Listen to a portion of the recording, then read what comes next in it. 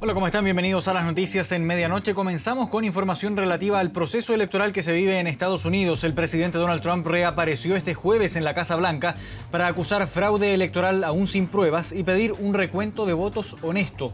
El mandatario inició su día con una sola frase en Twitter. Publicó: detengan el conteo. Así reapareció en medio de la tensión que se está viviendo en Estados Unidos, que está a la espera de que se cuenten los votos restantes, por ejemplo, en estados como Nevada. Posteriormente, desde la sede presidencial reiteró sus acusaciones de fraude electoral, aunque hasta el momento no ha presentado ningún tipo de prueba. Joe Biden, por su parte, lanzó una página web para la transición del gobierno, esto ya que los resultados aún le entregan la preferencia y solo necesita de 6 delegados más para ganar la Casa Blanca. If you count the legal votes, I easily win. If you count the illegal votes, they can try to steal the election from us. If you count the votes that came in late, we're looking at them very strongly, but a lot of votes came in late. I've already decisively won many critical states, including massive victories in Florida, Iowa, Indiana, Ohio. We want an honest election, and we want an honest count. We have no doubt that when the count is finished, Senator Harris and I will be declared the winners. So I ask everyone to stay calm, all the people to stay calm. The process is working. The count is being completed, and we'll know very soon. Y decenas de partidarios del presidente Donald Trump durante la jornada se han estado acercando a los centros de votación donde todavía se cuentan votos para exigir que se detenga precisamente este conteo, siguiendo la lógica del mandatario, quien les pidió a sus partidarios que estuvieran vigilantes de los votos por correo en estados como Michigan. Se han registrado la presencia de votantes del mandatario tratando de ingresar a la fuerza a centros de votación para evitar que se siga realizando el conteo. Mientras tanto, en Pensilvania, el comando de Donald Trump y su abogado Rudy Giuliani insistió en que los votos del mandatario desaparecieron de repente. Cambiamos de tema y volvemos a nuestro país. Denuncias ante el Consejo para la Transparencia, Contraloría e incluso una posible acusación constitucional surgieron tras la esta polémica solicitud de datos de los retiros del 10% por parte del Ministerio de Hacienda. Una polémica que el propio ministro Ignacio Briones debió explicar.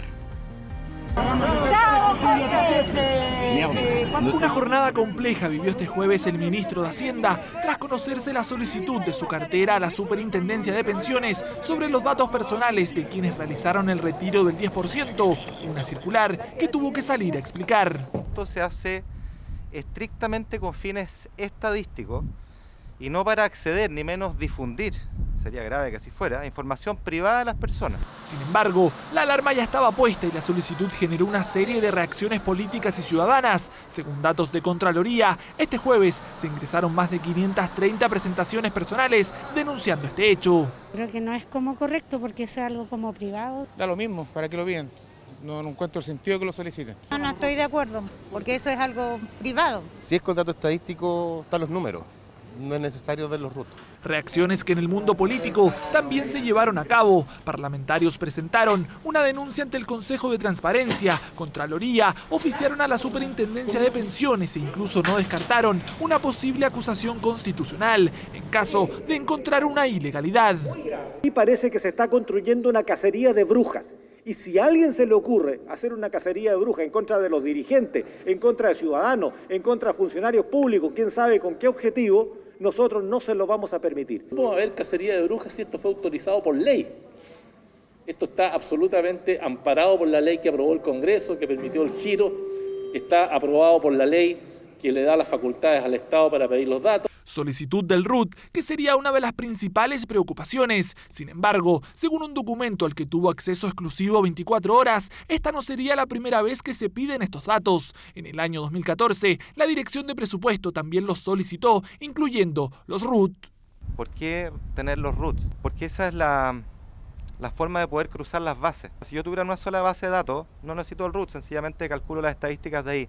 Pero cuando quiero asociar una persona en una base con esa misma persona en la otra base, necesito un mínimo común denominador que en el caso de Chile se llama el RUT. De todas maneras, desde el Consejo para la Transparencia oficiaron al Ministerio de Hacienda para saber si existe una eventual vulneración. Queremos saber, en la práctica, si se cumple con el principio de finalidad, es decir, que el tratamiento de esos datos personales tiene el fin exclusivo por el cual se está solicitando esa información.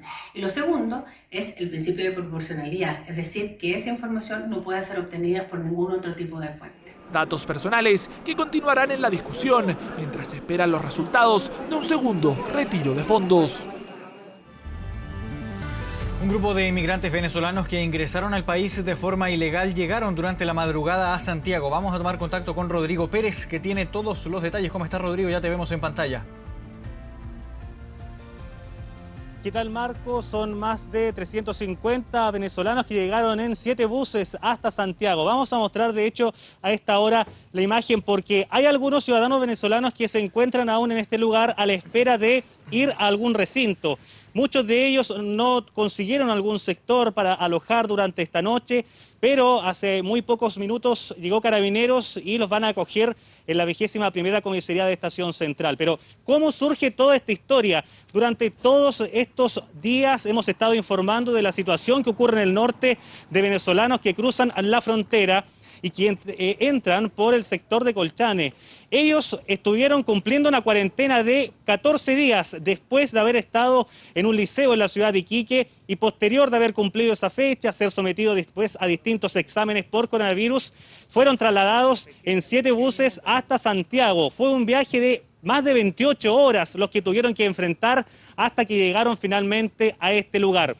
La gran mayoría de ellos van a estar en Santiago, otros serán dirigidos a regiones porque mantuvieron ahí contactos con familiares y también cercanos, pero hubo un grupo de ciudadanos venezolanos que no tenían dónde quedarse y ahora van a ser trasladados a una comisaría, la unidad policial de aquí de Estación Central, donde van a pasar la noche. Son ciudadanos que se encuentran de manera ilegal, si bien se autodenunciaron ante Carabineros, están ahora haciendo todo el proceso de regularización, mientras tanto surge aquello, van a estar en nuestro país. Hemos conversado con algunos de ellos, hemos conocido muchas historias sobre su paso por nuestro país, así que vamos a revisar esas declaraciones.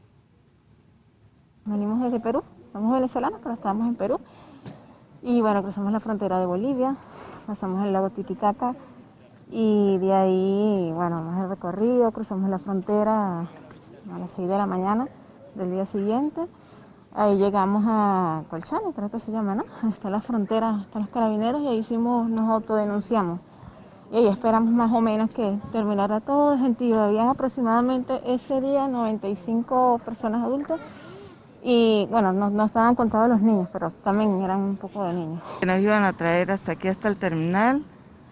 Y primero habían dicho que nos iban a llevar hacia un refugio porque era toque de queda, pero luego cambiaron el plan. Esta noche pues todavía no ha venido mi esposo, está buscando para ver dónde podemos quedarnos. Dejamos por un momento esa noticia, vamos a revisar ahora una información de carácter policial ocurrida en horas de la tarde en la comuna de La Pintana, en el sector de la población El Castillo, donde la Policía de Investigaciones a través de la Brigada de Homicidios está investigando la muerte de 2 individuos tras un enfrentamiento a disparos.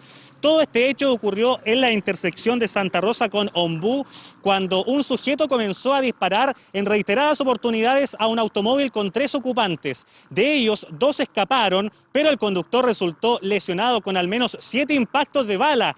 Perdió el control del automóvil, se fue hasta un sector Eriazo donde perdió la vida en ese lugar. Pero estos individuos también respondieron el ataque con disparos y el atacante fue abatido por los delincuentes, donde también tuvo que ser trasladado hasta un recinto asistencial donde perdió la vida. Se trata de 2 personas de 26 y 30 años y la Policía de Investigaciones a través de la Brigada de Homicidios está realizando toda la investigación sobre este caso. Tenemos también declaraciones, así que vamos a revisarlas a continuación.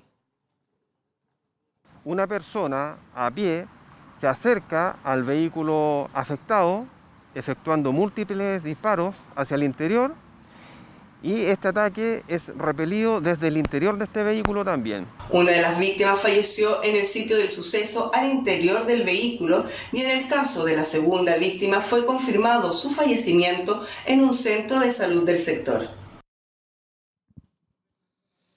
Bien, parte de las últimas informaciones y vamos a estar muy atentos a la situación migratoria de los ciudadanos venezolanos que llegaron durante esta noche aquí a Santiago. Gracias, Rodrigo Pérez. Quedamos en contacto. Muy buenas noches. Cambiamos de tema. La policía investiga una extraña agresión a una mujer en Providencia. 4 hombres la abordaron para atacarla con una jeringa que contenía un líquido desconocido. Hasta el momento, el móvil de un asalto está casi descartado. ¿Vehículo nuevo? Centra 98, 97, color plata o Fueron minutos de angustia y desesperación. Lo que parecía ser un retorno normal a su casa terminó en un choqueante episodio para esta mujer. Hablaba por teléfono al interior de su vehículo, a solo metros de su casa en Providencia, cuando ocurrió este extraño episodio. Al menos 4 sujetos descendieron de este vehículo sin patente para abordarla, se acercaron hasta su auto y la atacaron en reiteradas ocasiones.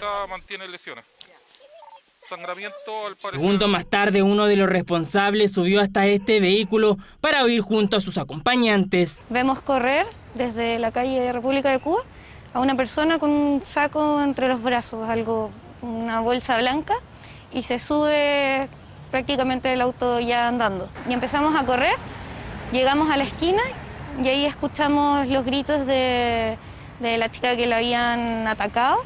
Con esta jeringa le inyectaron un extraño líquido amarillo, 4 pinchazos en su brazo izquierdo, 3 en una de sus piernas. Minutos más tarde fue auxiliada por los mismos vecinos y patrulleros de Providencia. ¿Ese vehículo anda usted en él? ¿Y usted estaba al interior del vehículo o la bajaron? No, estaba adentro. ¿Y adentro la bajaron desde el interior del vehículo? Vi que tenía sangre en el hombro, tenía el brazo lleno de sangre. Y ahí mi pololo me siguió, la tratamos de calmar, pero está en shock. República de Cuba, intersección calle Las Dalias, el lugar en que estos hombres protagonizaron este suceso que impactó a una solitaria mujer y encendió las alarmas entre los vecinos de la comuna. Harto portonazo, hartos autos que estaban esperando para saltar. O sea, a mí personalmente nunca me ha pasado nada, pero sí también hay harto robo de perritos chiquititos. Yo vivo sola, entonces más susto me da porque digo como chuta, ¿qué está pasando? Preocupa, porque la chica era una chica joven. Aquí hace ya 2 años atrás asaltaron el negocio de Alfredo. ¿En el interior del vehículo? Y le querían quitar el vehículo aparentemente, ¿verdad? Lo cierto es que hasta el minuto no hay claridad respecto al móvil de estos hombres que provocaron la angustia de su víctima, que se prolonga hasta hoy porque no se sabe qué le inyectaron y tampoco las motivaciones.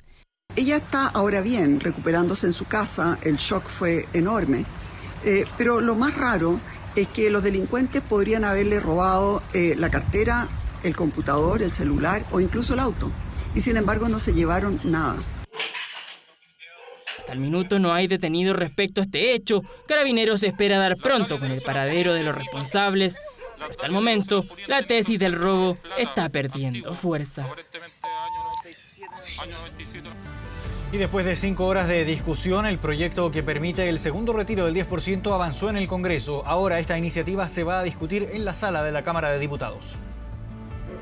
Así terminó la sesión del miércoles. No se pudo avanzar, pero había optimismo. Bueno, el segundo retiro ya es un hecho. Por eso, este jueves continuó la discusión del segundo retiro del 10% en la misma Comisión de Constitución de la Cámara de Diputados. Me parece que eso más bien tiene que ver a ese debate más que a este retiro del 10%. De los 5.800.000 personas que tienen contrato de trabajo en Chile, solo el 20% paga impuestos por su sueldo. Finalmente, y después de 5 horas de debate, el proyecto se despachó a la sala. Aprobamos el segundo retiro del 10% en la Comisión de Constitución con carácter universal a través de una amplia mayoría, sin letra chica, sin restricciones de acceso. Los diputados aprobaron la posibilidad de reintegrar o devolver los fondos retirados de forma voluntaria con una cotización adicional del 5% y que se podrá suspender cuando el afiliado lo determine. Además, y a diferencia también del primer proyecto, los recursos retirados sobre el $1.000.000 constituirán renta, es decir, se incorporarán a los ingresos anuales de los trabajadores. Y de ello solo pagarán impuesto quienes ganen más de 2,5 millones de pesos mensuales. Nuestra tarea era que esto se aprobara hoy como lo prometimos y eso ya es un resultado real. Los parlamentarios además acordaron exigir a las autoridades que declaren si realizan el retiro y se descartó la opción de un tercer 10%. El proyecto del segundo retiro se votaría la próxima semana en la sala. Hay consenso, al menos en los diputados, en aprobarlo rápido y antes de Navidad. Lo que yo siento, que hay una mayoría bastante transversal de la Cámara por acelerar los procesos. Esperemos que ese ímpetu también esté, por supuesto, en el Senado. Mi preocupación es lo que va a hacer el Ejecutivo de enviar, ya nos dijo, ¿no es cierto?, al Tribunal Constitucional estas indicaciones y sobre todo, ¿no es cierto?, lo que tiene que ver con este retiro. El Ejecutivo, que participó en el debate en particular, reiteró que es necesario avanzar en la reforma previsional y no en un nuevo retiro. Puedo usar la misma plata para dos cosas. No podemos usar los recursos para pensión si los hemos usado antes para satisfacer necesidades por muy urgentes y por muy graves que ellas sean. El debate por el segundo 10% continúa avanzando en su tramitación en el Congreso. Y continuamos en el Parlamento porque luego de horas de discusión, la idea de que miles de alumnos de enseñanza básica y media en el país pasaran de curso automáticamente fue archivada en el Congreso. Su impulsor ahora irá porque se eliminen todas las notas del 2020. Este jueves podría haber avanzado en el Congreso la posibilidad de que miles de alumnos en Chile pasaran automáticamente de curso. Hoy podría haber sido un día clave, pero la moción fue archivada. Lamentamos que colegas de gobierno y finalmente el Ministerio de Educación no se haga cargo de un problema que hoy día sigue existiendo, que es un problema que sigue estando latente. Según sus defensores, la medida buscaba minimizar los efectos que ha tenido la pandemia en la educación chilena, evitando la repitencia y deserción, pero siempre hubo críticas. Y en cierta forma, al decir que este año no valió, lo que se está haciendo es que se desconoce el tremendo esfuerzo y trabajo que han realizado los docentes, asistentes de la educación, los directores y, por cierto, las familias por mantenerse en contacto y por dar continuidad a los procesos de aprendizaje de este año. Sería una opción, pero igual fome pasar sin saber nada. No sé si beneficioso, pero es como la única alternativa. Tras horas de discusión se aprobó en general, pero sus contenidos fueron rechazados. Desde el Mineduc valoraron que se respete la normativa vigente, que radica en las comunidades educativas la atribución para determinar cómo son promovidos o no los alumnos. Nos parecía que una promoción automática iba en contra de la flexibilidad y la autonomía que hoy día requieren los establecimientos educacionales. La propuesta podría haber sido modificada y presentada nuevamente, pero su impulsor, el parlamentario Juan Santana, eligió otro camino. Ahora irá por legislar para que las notas del 2020 se eliminen y se evalúe con un sistema cualitativo, por ejemplo, suficiente o insuficiente. Hay ya proyectos, más de un proyecto presentado en la Comisión de Educación, que no se le ha dado tramitación, que son proyectos que podrían avanzar perfectamente en el curso de las próximas semanas. Para algunos expertos, al igual que en el caso de la promoción automática, si hubiese sido aprobada, el foco debe estar ya en el próximo año y en subsanar todas las lagunas educativas que quedaron. Refuerzos pedagógicos y diagnósticos específicos para que aquellos niños y niñas que se hayan quedado un poco más atrás puedan reponer esos aprendizajes y ese desarrollo en el año 2021. Iniciativas que siguen generando debate sobre el futuro académico de miles de alumnos en el país, a solo semanas de cerrar el año escolar. El presidente Sebastián Piñera llamó a las empresas a sumarse al programa de subsidio al reintegro y la contratación de nuevos trabajadores. El mandatario visitó una empresa para promover los beneficios del subsidio al empleo. 26.600 empresas han postulado a más de 131.000 trabajadores a este subsidio. Piñera destacó que se han recuperado 300.000 empleos y que la meta del gobierno es crear 1 millón de nuevos puestos de trabajo.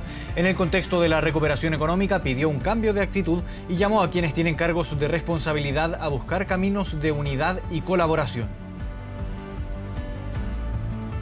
Lo más importante de todo, y aquí requerimos un cambio de actitud. Una casa dividida no puede prevalecer. Y por eso yo le pido a todos los chilenos y chilenas, y especialmente a los que tienen cargos de responsabilidad, busquemos los caminos de la unidad, del diálogo, de la colaboración y de los acuerdos. Volvamos al espíritu que vivimos todos los chilenos la noche del 25 de octubre cuando tuvimos un plebiscito ejemplar. Internacional.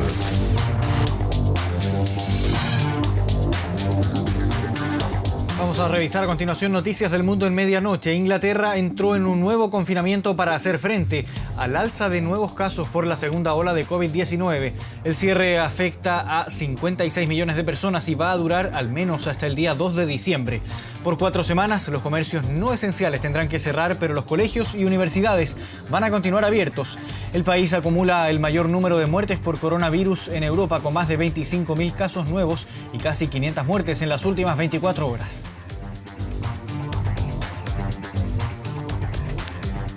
Vamos hasta Dinamarca, donde se va a sacrificar unos 15 millones de bisones criados en su territorio por una mutación de COVID-19 que ya habría contagiado a 12 personas. Actúa sobre los anticuerpos esta nueva cepa de la enfermedad, restándoles eficacia, lo que sería un problema para el desarrollo de la vacuna contra el coronavirus. Los casos de transmisión en humanos de este virus mutado fueron detectados en una zona donde se concentran la mayoría de los criaderos de este animal. Dinamarca es el mayor exportador mundial de pieles de bisón.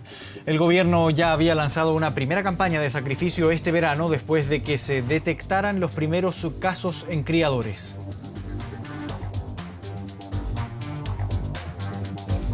Y el susto de sus vidas. Pasaron 2 kayakistas que fueron literalmente tragadas por una ballena. El incidente ocurrió en Avila Beach, en California. Vamos a ver ahora esta impresionante imagen donde una enorme ballena jorobada arremete violentamente contra esta pequeña embarcación donde estaban las mujeres. Por fortuna, ambas pudieron salir a la superficie y luego otros kayakistas y surfistas acudieron en su ayuda. Ambas salvaron ilesas, pudieron recuperar su kayak y solo lamentaron la pérdida de las llaves de su automóvil.